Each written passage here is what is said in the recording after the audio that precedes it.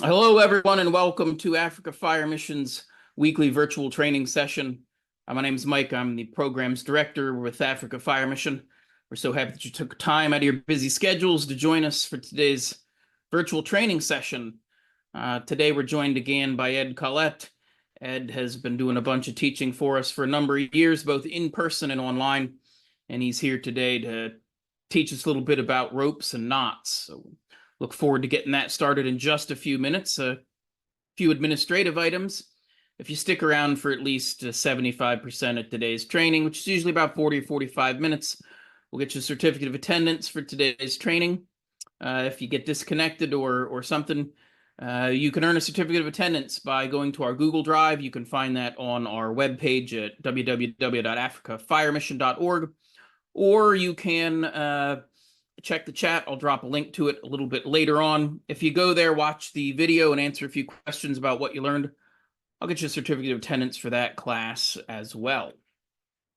Before we get started with today's training, I'm going to pass things over to Jose Nanjiri. He is our Africa Fire Mission's Fire Safety Officer, and he's going to get us started today with a couple words of encouragement.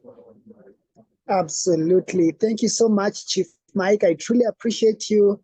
And also our speaker of the day, Ed Collet. Thank you so much for always finding time and to give us your knowledge and sharing it with the firefighters, especially in Africa.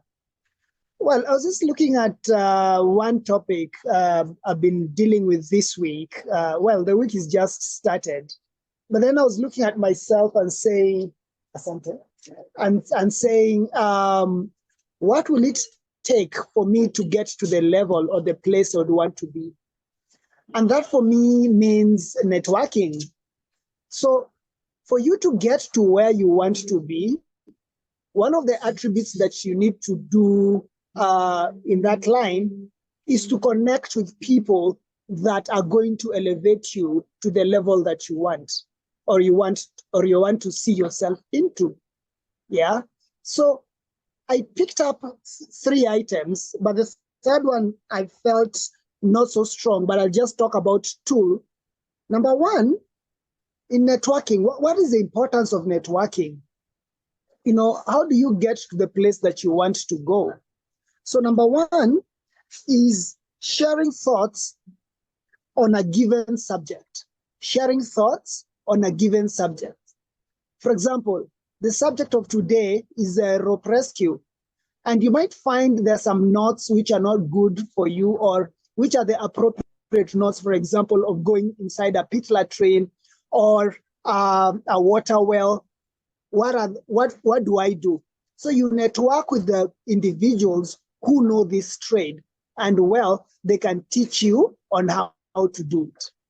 Number 2, from networking, the advantages is you take away, from them, you go with new ideas or perspectives on universal issues, yeah? On issues that cut across the board as firefighters. You might be wondering, hey, what do you do when, for example, when I'm crawling under smoke, I still get this challenge? And because this person is a seasoned firefighter, you find that they will give you a hint or 2 of what you can do, yeah? And that's now the advantages of networking. And the last one is tapping into other people's networks. So from this person that you want to take knowledge from, or you want to share knowledge with, they might not be 100% well in, but then they might say, hey, I have a network of mine who can actually get to help me on this particular topic. So you tap into their network. So I'd encourage you to network. Don't stay at your place. Don't be comfortable with your position. Aspire to grow. Thank you very much. Back to you, Chief Mike. Thanks, Jose. I would invite everybody to stick around when we get finished at the top of the hour with the formal portion of our training. We'll get back with Jose for tea time. Tea time is a time where you can ask questions about today's class, or you can participate in some of that networking that he was just talking about with those words of encouragement. Really thank you, Jose, for all the work that you do to encourage and empower firefighters throughout Africa. At this point in time, I think we're going to pass things over to our instructor of the day and let Ed get started with our talk about ropes and knots. Hey, thanks, Mike. Glad everyone could join us. And definitely just kind of like to piggyback on what Jose said about networking is definitely an awesome thing to find out things. Like right now, I've been doing some research on stuff, and people in my network, I ask them a question, they go, no, I don't know that, but hey, here's this guy, contact him. And it does two things. It grows your network and it helps you grow your amount of knowledge in that. And so we're going to be talking about ropes and knots. And let's see, start sharing my screen. Ropes and knots, and kind of if we could go, what do you mainly use? What's your main use of ropes in the fire service? That's kind of what I'm kind of curious about as we start off with that. And I'm sure Mike will say stuff in the chat as I get wrong sharing. So if anyone can just hop up, and then maybe Mike can tell me what's coming up in the chat as far as what people are saying as far as how are you using ropes in the fire service. This will be a little bit of interactive. We'll have some slides, but I've also got some of my own soft gear with me that we can go through, and I can actually show you some of the knots being tied as we go through. So we have rope, and there's really, when you look at rope, you have to look at the material. There's synthetic and natural fibers. Both of these have, of course, advantages and disadvantages. There's different types of construction. Kermantle, which is a rope like this that I carry. This is some of my rescue rope I carry in my fire gear. And it's basically has a core and then an outside sheath around it. And then a lot of your natural ropes would be what they call a laid construction. And that's where you can actually see the different strands of rope on the outside wrapping around. This type of rope is mainly going to be used for your utility rope and also the lanyards on your ladders. That's those. And then, our two categories are life safety, which that's rope that's made in such a way that it's going to hold a person, that you can put a person on. And then utility rope doesn't have the holding capacity of a life safety rope. A lot of times you'll see utility rope being old life safety rope that's pretty much been condemned, that's no longer good for life safety uses. Life safety rope is normally Kermantle construction. It's a synthetic material. Now, being synthetic, it keeps its strength when it gets wet and somewhat exposed to the environment. It does not stretch. It's considered a static rope, because the last thing we want to do is, trying to haul someone up and the person doesn't move because the rope is stretching, and you use, 10% of your energy just to pull a person 2 inches because you stretch the rope. So it's non-stretch static rope. The strength is roughly 40,000 newtons, and it comes in 11 millimeters and 12.5 millimeters is the normal, and while, that seems like a lot, the 40,000 newtons, all of our life safety rope is supposed to have a 15-to-1 safety factor compared to the actual load we're hauling. And you may think this, wow, 15-to-1, that seems really big. That number is so high for the safety factor. Every time you put a knot, as we'll be discussing the different knots, you actually take strength out of the overall rope. As you bend and twist a rope, you're losing some strength, because that's 40,000 newtons is if you pull the knot rope in a straight line. Whereas if I have it in a knot like this, it's not pulling in a straight line because the load starts twisting up through the different bends of the rope. So you're losing strength in the knot, and we want to try to use the most efficient knot possible. And normally that's going to be like something out of the figure 8 family. Utility ropes, not for lifting people. We are lifting equipment. It should be specifically marked as utility rope. And it can be curb mantle or the laid type of construction. But the big thing is to mark it. And so you're using the proper rope for the right thing. Going with marking is also storage. We want to store it in a dry, we want to make sure it's dry before we put it away and store it, especially with our natural fiber rope. Natural fiber rope could be susceptible to mildew and mold, which will decrease its strength and, lead to potential failure when we're using it. We don't want to put our rope in direct sunlight to dry it. The rays from the sun will actually start to break down some of the material, and over time, again, may cause it to fail. So we want to keep it out of the way of sunlight direct. And also keep it away from chemicals like your gas and your oils. One thing I've seen, and that's even here in the US, is people will store a rope bag in the same compartment on their engine as they store their spare gas. And that's like a big no-no, because the vapors from the gasoline can get into the fibers and start to break them down, again, reducing our strength.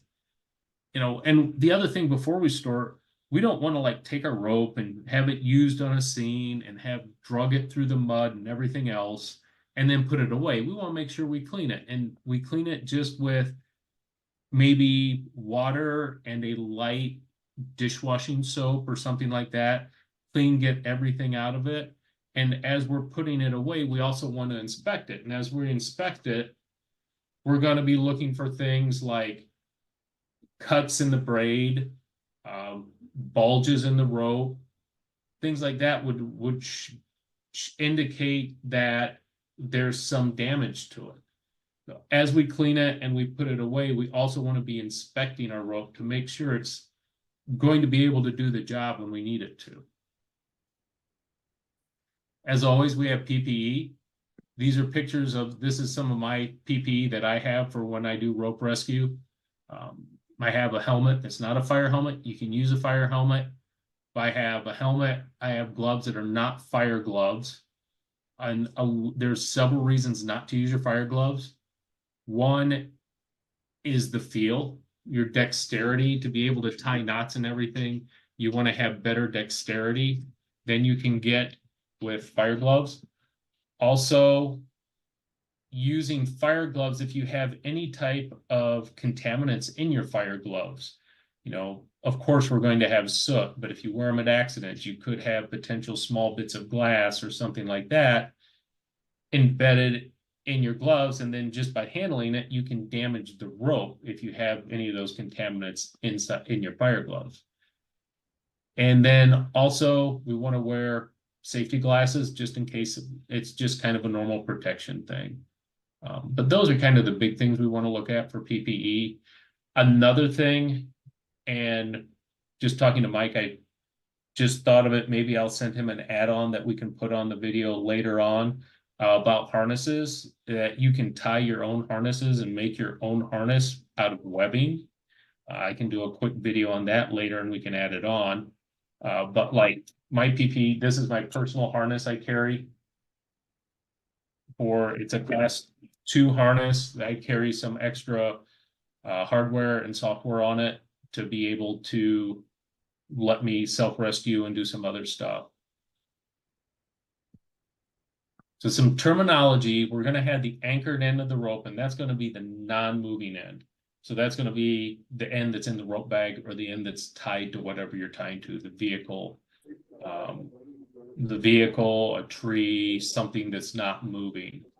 And the one thing is, if you ever use a vehicle or an anchor, hi Jose, how are you? You're not moving. If just telling me, I'm very yes, she's seen me. Yes, she's seen me So- working. So the one thing, if you ever use a vehicle, you want to make sure you turn it off. If it has keys, take the keys out of it and position someone there to make sure that no one moves that vehicle if it's being used as an anchor for a rope. That is imperative, because the last thing you want to do is be using a vehicle as an anchor and someone decide, oh, we need to move this, gets in it, and now you're dragging a victim or even your firefighters, down the road because they use the vehicle as an anchor and you're moving the anchor. The running end is the end of the rope that we're working with. This is where we'll be tying our knots. We'll be putting our load, which would either be our victim or our rescue firefighter, on. A bight is simply a chunk of rope that you fold back on itself. So you basically have two ropes running in parallel alongside of each other. And then a loop is just that. You have a loop of rope like this. And that's kind of some of the bases we have, or some of our knots, is we take and make a loop of rope like that. So knots, we talked about, it reduces the capacity of the rope. Again, why we have the 15-to-1 safety factor. Allows you to connect. You can either direct tie something to a rope, or you can make a loop that allows you to use hardware to connect in, like a carabiner, like that, to connect into your rope. And there's many different types, and a lot of it becomes, the most efficient, but also not only the most efficient as far as load-bearing capacity of the rope, but also most efficient for what you're confident in tying. You can't just learn a knot once and then not practice it till you have to use it on a scene. You have to be doing knots continually to know how to proficiently tie them and correctly tie them. There are knots that you can tie that aren't, when you tie them incorrectly, they will actually come apart, which is a very bad thing. So we need to know, and we need to practice on all the knots. I keep a piece of rope. Sometimes when I'm just sitting around at night, I just tie knots. Some people think it's crazy, but it keeps me proficient at being able to tie the knots. We use knots and everything, not just with rope rescue. We also use them like on the fire scene to haul tools, haul hose. We use them for rapid intervention firefighter rescue. And that's probably the most extreme environment to be tying knots, zero visibility, full fire gear, full fire gloves, and just kind of a really amped up environment physically and mentally. So that's why we always just want to practice with our knots. You're sitting around the fire station, don't know what to practice, go get the rope out and just start tying knots. That's a really good drill to do. So we'll start out with the basic, an overhand knot. And we use, normally this is just a stopper knot. It's not going to hold any load. So it's a safety or a stopper to keep another knot from coming out, or you going past the end of the rope. Like if we're rappelling or doing something like this, we'll put a stopper knot on the end so we won't go, basically we won't drop off the end of the rope. And basically you're taking and making a loop. If I find the end, you'll take and make a loop of rope. And then where it crosses, you can see in the picture there, it comes back up under. And then you have your overhand knot. And yes, I admit I probably shouldn't have wore a red shirt using red rope in a room that's painted red. So, but we'll try to make it as easy to see for you. Just again, that flips up under the loop, and that's a simple overhand stopper knot.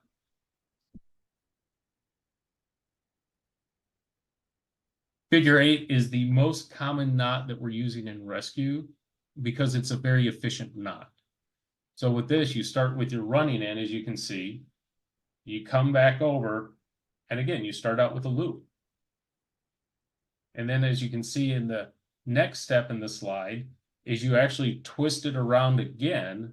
So you kind of wrap the rope around itself once, and then the running end then goes back up through your loop, and you make a tangled figure eight. There. You make a figure eight. And it's called a figure eight because it looks like an eight. You're going to have your running end comes out one side, and then your anchor end or your static end is going to come out the other side.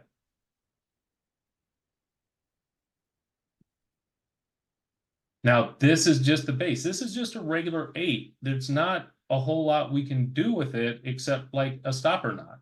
You know, it becomes a stopper knot on itself, but there's some other things we can do with it that makes it a very useful knot. We can actually do what's called a figure eight on a follow through that allows us to wrap around an object or give us a loop that we can put our carabiner in or actually tie it into, directly tie it into a harness. So with that, the first step, you know, that figure eight loop that we just made, on this, we're wrapping it around, I'm wrapping it around the bar in the pictures that you start with your figure eight, and then what you're going to do is you're going to take the running end of the rope and come back through and follow the knot again. You're just going to trace that knot back through the original figure eight you made.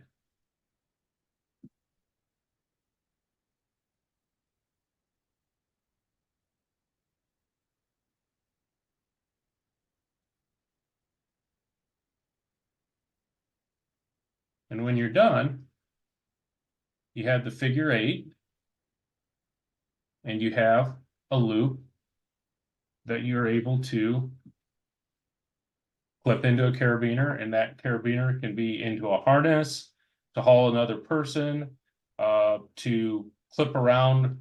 You can clip the carabiner around a piece of, say, a saw or something else you want to haul up. And when you make a figure eight like this, there's a quick way to know that you did it right. If you count the pairs of rope, so you'll see here, actually, if you look in the screen, oops, go back. You can count the first two pair of rope, there's one pair, and then to the left, there's a second pair, so that's two. And then you go to the left, go to the right, and there's a pair, that's three. The top is the fourth, and then the pair that makes the loop is five. So if you do your figure eight correctly, you should be able to count 1, 2, 3, 4, 5 pairs of rope. So, and if you can count that, it knows you did your tying correctly.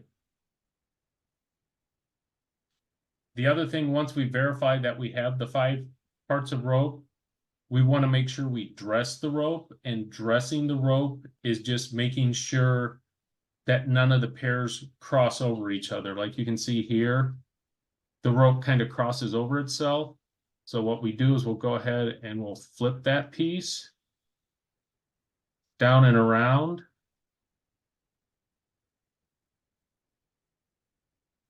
No.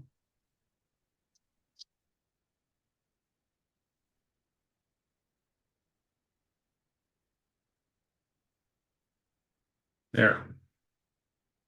Therefore, nothing crosses and it lies flat in your hand. It should be not lay nice and flat and not have any bunches and twists in it. And that's another way to make a very nice figure eight.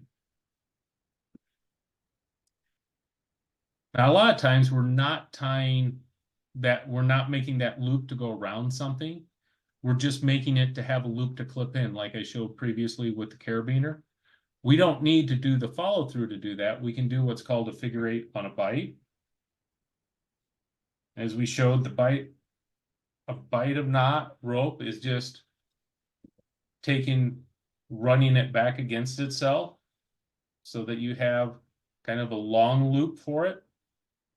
And then it's the same thing. You make the loop of rope and then go down and around, just like you would with a single rope, but now you have this bite, so everything's doubled up. So there you go. And I have my 1, 2, 3, 4, 5 pairs, but I've got some ropes twisting around each other. So we'll go ahead, work some of those out.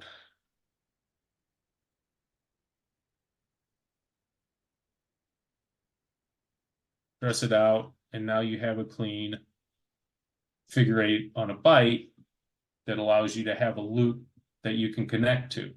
Now you're doing this, and you're going to only be able to clip into this loop with a carabiner. If you're tying it around something, you need to use that figure 8 on a follow through. Then we talked about dressing our knots out. It's very important. It makes them more efficient. If we have crossovers where there's the friction of the rope on top of each other like that crossing, it reduces the strength efficiency.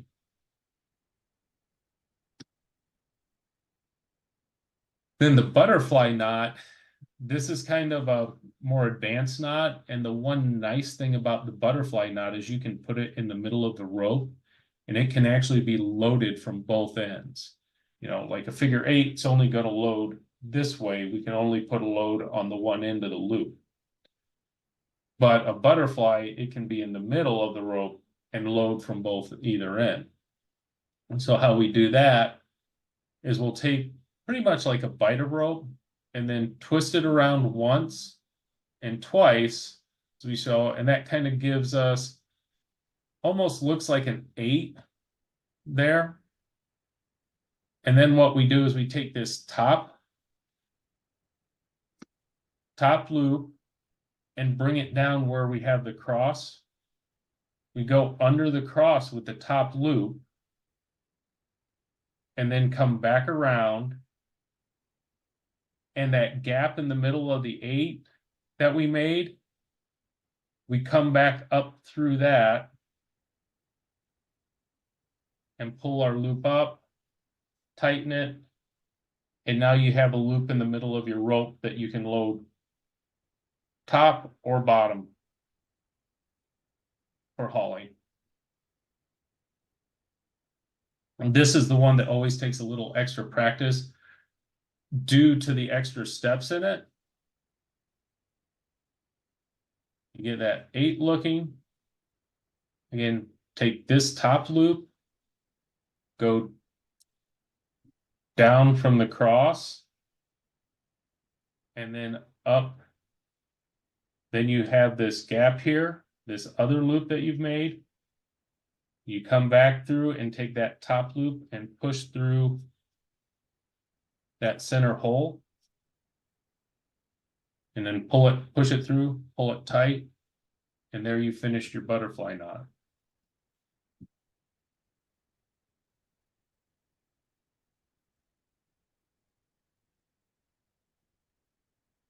A lot of times we'll be using our rope and our knots to haul equipment. You know, if we need to pipe pull to the second floor, even if we need to hose to the second floor. And what we'll use this is we use what's called a clove hitch. This can also be used to tie your ladder halyards down, so they're not moving around and they're not flopping around.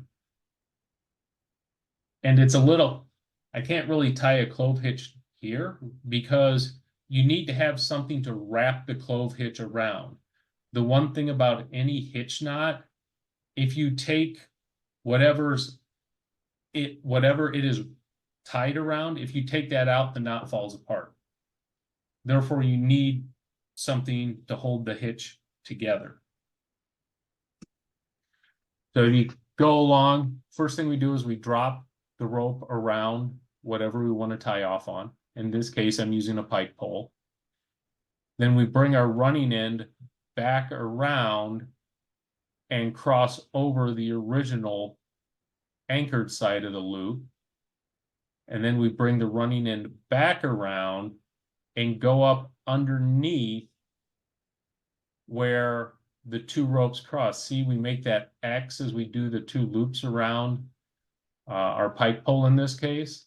And then under that X is where we're pulling up the running end of that rope.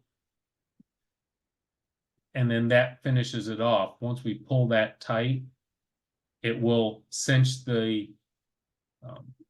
clove hitch down, and we're able to do the next step in hauling long tools.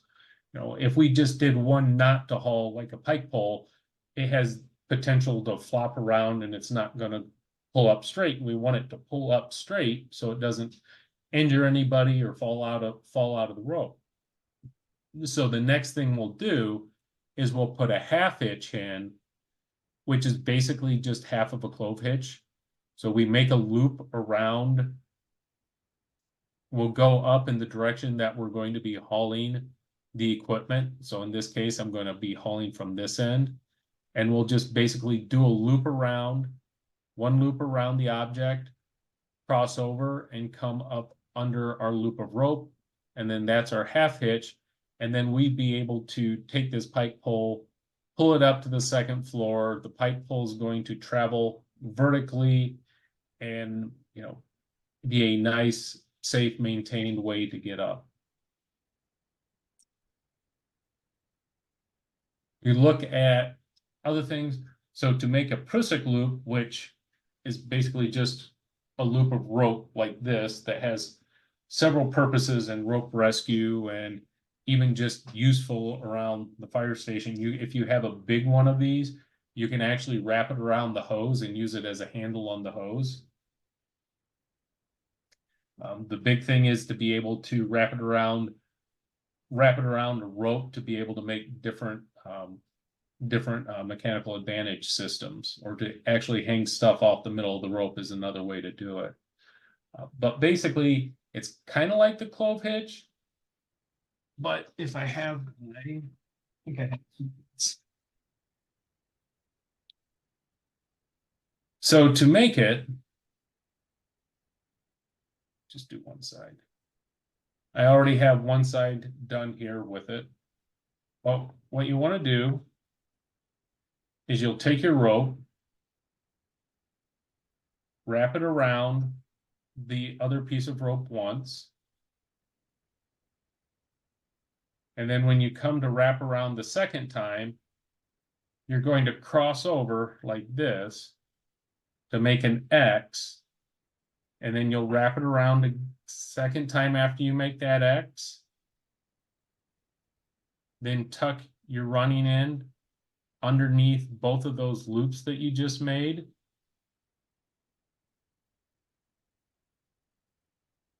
And pull it tight. And if you look, you'll see basically you have an, oops, sorry about that. You'll have an X here.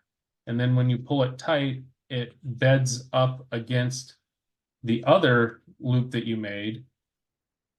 And then that makes your Prusik loop.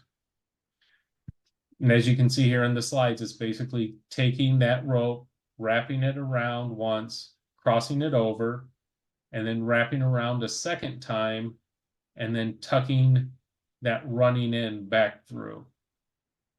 And then that makes your Prusik loop. Now your Prusik knot, as you can see here, we actually use this when we were trying to test our reaction force on a hose stream. We're able to take this Prusik, wrap it around the hose, and then click it into the scale. Or you could have just used this as a handle to help drag the rope. I mean, help drag the hose and be a little more efficient with that and kind of be able to hold on to it, especially if you're using the bigger 65mm hose when you're doing your firefighting. And basically to take and wrap, to attach a Prusik knot, let's see if I can do this.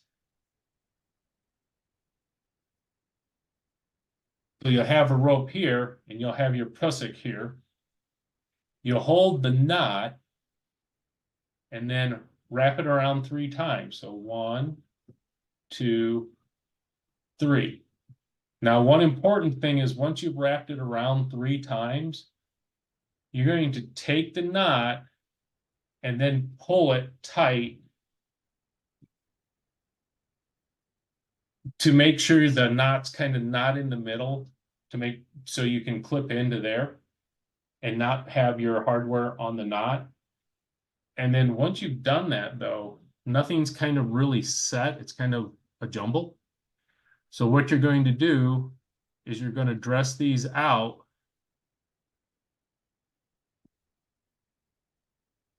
just by pulling your loops around to make it flat so it looks like this. You're going to have that big U that should be going over your other parts of your knot and prusik to hold them up against the rope that you put it on.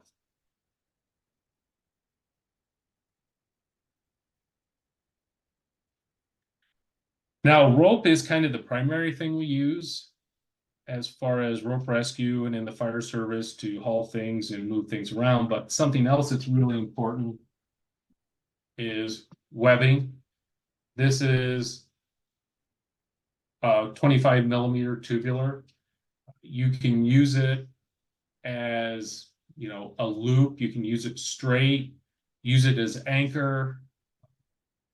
Most firefighters in the US keep a piece of this in our gear that is in a loop that we can use that for rescue. You can actually make a quick harness out of this if you want to. That's a little more involved and takes a lot of practice to be able to efficiently and safely make a harness out of this. But this is another part of our rope gear that's very important, especially when it comes to anchors and also victim and firefighter rescue. If we want to make a loop out of this, a loop of webbing is very useful as far as making an anchor, being able to extract victims. We're going to start off and we're going to make what's called a water knot. Basically, we'll take our webbing and see a running end of it. We'll cross that over so we make a loop. Then we'll take our running end, fold under the webbing and then through that loop that we made. And basically it's an overhand loop, it's an overhand knot. So, but it's in webbing. Well, to make the loop, we're going to have to like follow back through and retrace that overhand knot to be able to make our loop. So I have my running end here and I have my knot here. What I'm going to do is I'm just going to follow back through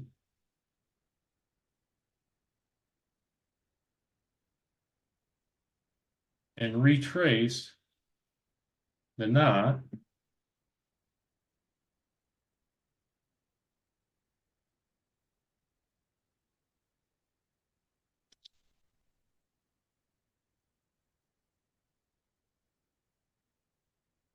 Like so, and once I've retraced it,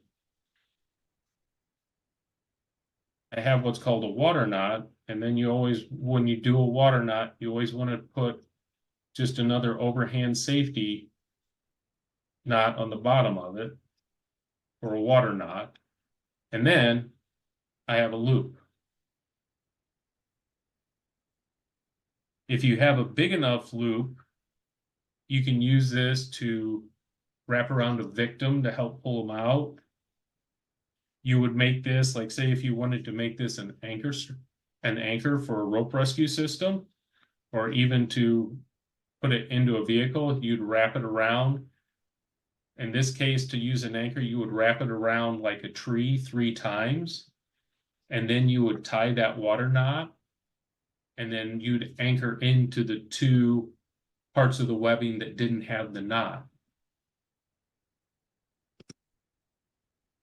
And that's a lot of just kind of looking at the basic knots and basic equipment as far as soft systems, as far as rope and webbing that we use.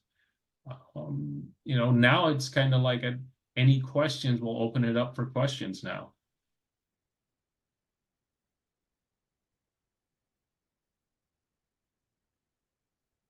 Okay, let me change a few settings here.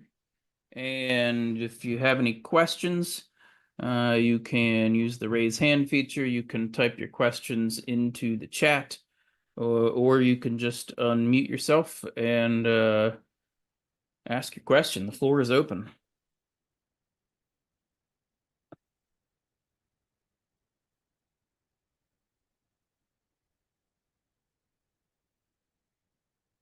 That first question that Ed had asked, what are you guys using ropes for in your fire brigade? And what can we discuss or talk about to help you out with that? What would be valuable for training?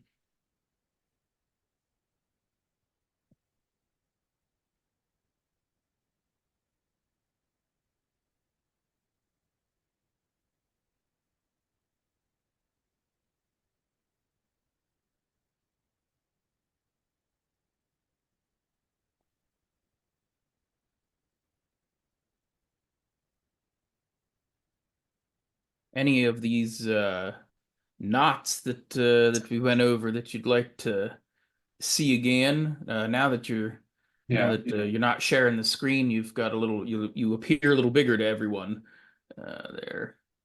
If there's anything you'd like to see again, let us know.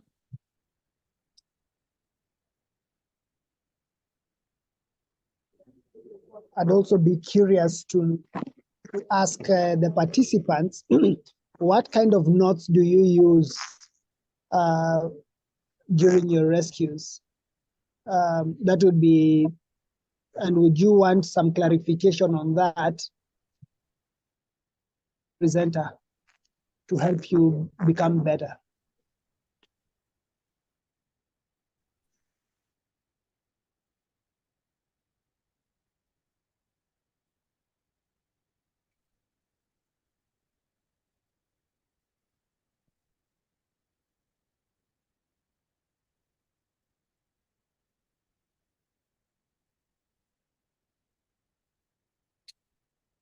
Okay, somebody's saying that they are using the rope and knots to hoist tools and in river rescue.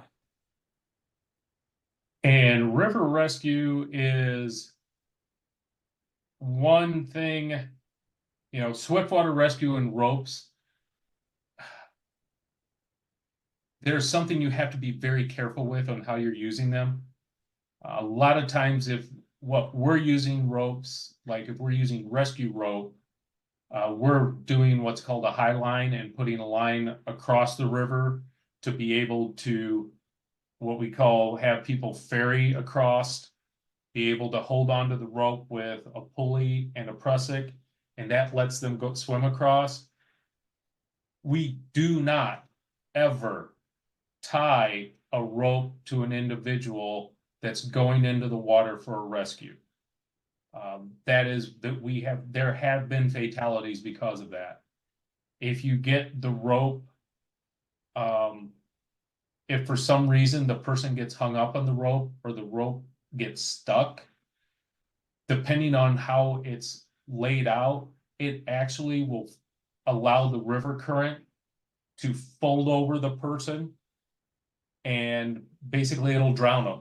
So whenever we tether, like if we have our rescue swimmers that are going out and they're on a rope, one thing is we have special PFDs that have a quick release ring in the back that they can, if they get in trouble, they can pop that ring and it sets them free of the rope.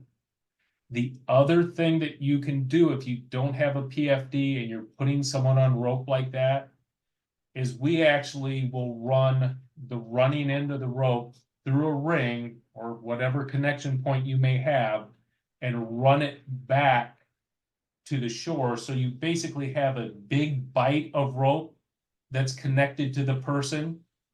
And if they get in trouble, the person on the shore just lets loose of the running end and that person will be able to swim free of the rope.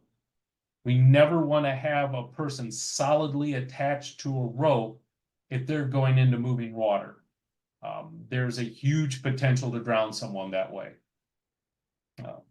The other thing that we use the ropes for is just throwing them. We have what we call throw bags that has a light polyethylene rope on it that will float on the top of the water. And we'll take that bag of rope, usually 20 meters at most, and we will throw that bag to the person. The person will grab hold of the rope, and the person on shore holding on to it just sits there and holds it, and the current will actually pivot that person into the shore. Using rope in, swiftwater river rescue is something that takes a lot of planning and a lot of practice to really be able to do it safely, not jeopardize our rescuers and jeopardize the victims that we're trying to save.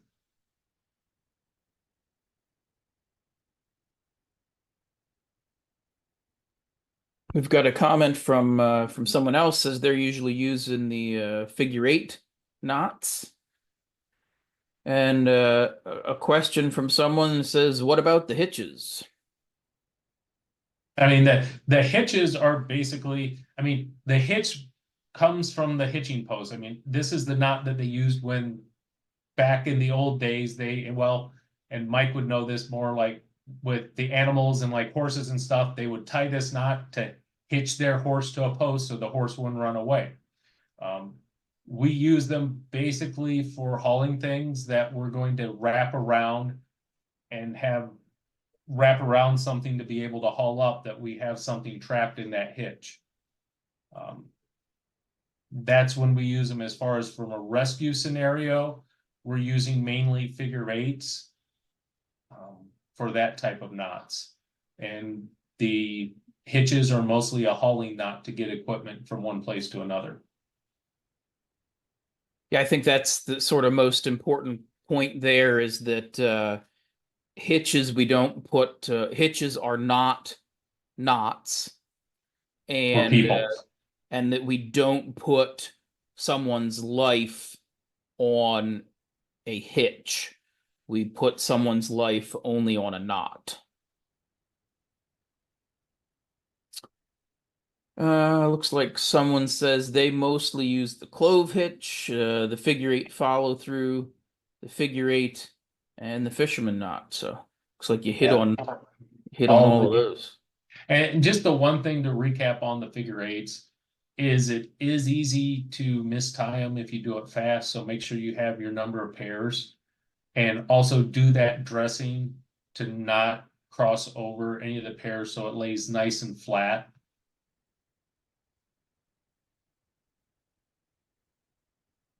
So like this knot I tied. Wow, it actually came out dressed really nice. Sometimes the way I tie my knots, it takes a little more dressing to them. We've got someone in the chat asking you to do the butterfly knot again. Okay, and tell you what I'm going to do. Just a sec. I'm going to.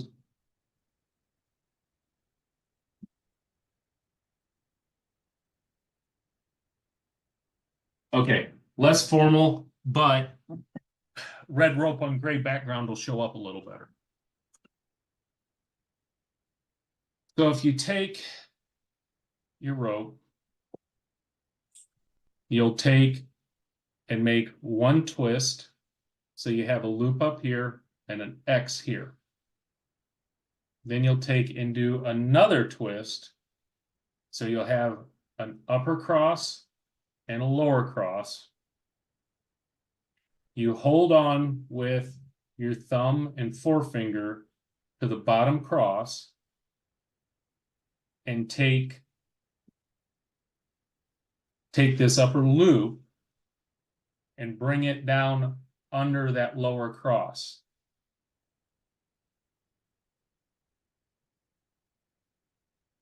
Then bring it back.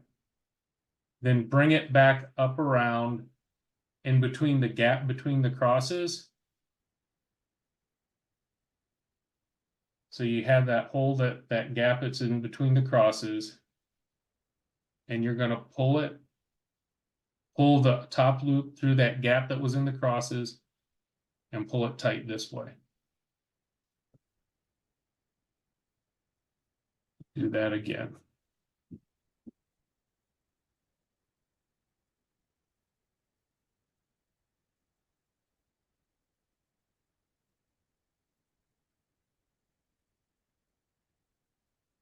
I mean, the big thing with the butterfly is you're taking that top loop, wrapping it around the bottom, and bringing it up between the loop that's between your two crosses.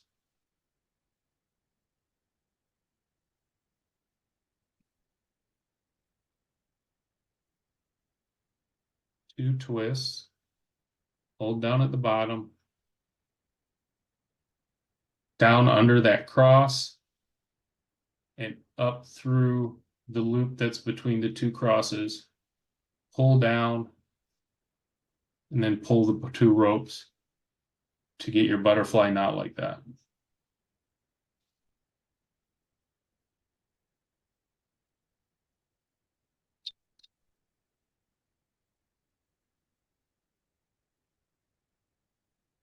The other, I usually tie that butterfly knot. Have you seen the method where you wrap it around your hand a couple times? So Yeah, you'd and I wrap have around once, twice, 3 times, and then reach under the top to grab the middle, pull a loop out, and then go under the bottom, pull it out, and pull everything tight, and that'll give you the butterfly as well. yeah, and part of some tying knots becomes very personal in how you've learned to do it. Honestly, Mike, I can't do it that way. And it all comes from when I took my rope rescue classes, it was all based on being able to do everything with just simple twists of the hand. Like that's how I do my 8s. And the whole thing was these instructors were, you should be able to do it blindfolded in all sorts of conditions. So the fewer different perturbations you have. So that's why everything I do just goes with those loops. Yeah, I just dropped a link in the chat. It's a website with animated knot tying, and yes, that is a good one. it shows you if there's any knot. It has different categories.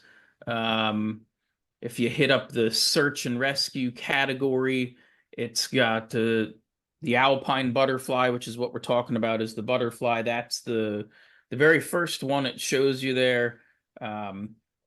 So great resource to take a look at that. It shows you step by step how to do each knot. You can pause it. You can change the speed of it. So if you're interested in learning some more knots, I think it even talks about, let me click on the link a second and look. It tells you all sorts of information about it, what you can use it for. Some great information there.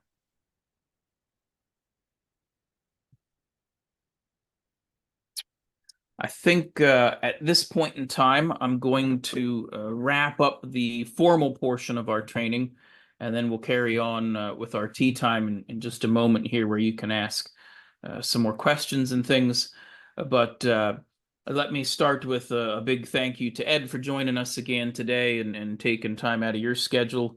I know you're busy and have to take off right away, so thanks for carving out an hour for us this morning to lead this training.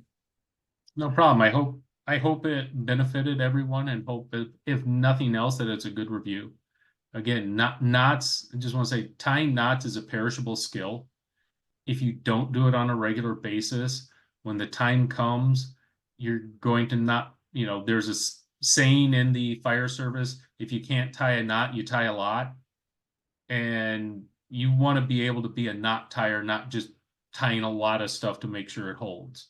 You want to practice and be able to do it well. Excellent. Thank you so much, Ed, and thank you to all of you for participating in today's class, taking the time out of your busy schedules, and also using your bundles to join us today. We don't take for granted that, and we're so encouraged that you're willing to spend this time bettering yourselves so that you can better serve your fellow firefighters and the communities where you serve. So thanks for that. We've got plenty of seats available in our classroom. So if you think there's anybody else that may benefit from these trainings, please feel free to share the links, to share the registration. You can find all that on our webpage at www.africafiremission.org. There's a resources tab there that's got all sorts of great free resources for everyone to use, from fire prevention to trainings and things like that. So I encourage you to please go check that out and share that with others that you know. We're going to wrap things up now. I hope to see you all again next week. Thanks very much.